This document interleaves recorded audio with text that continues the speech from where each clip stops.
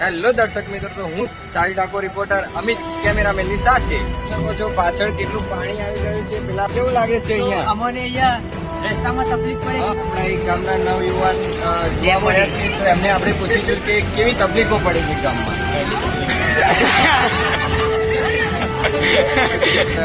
ગામના તળાવ પાસે જોઈ શકો છો ઘરની આજુબાજુ પાણી ભરાઈ ગયું છે.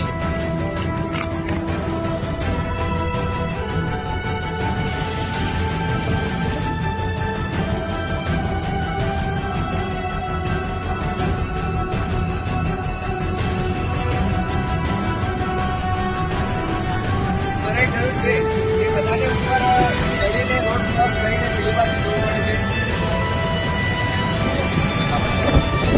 તો તમે જોયું કે રોડ નીચે બંધ થઈ ગયા છે બધા, એટલા માટે આ બધાને ઉપર ચડીને પેલી સાઈડ જવું પડે છે.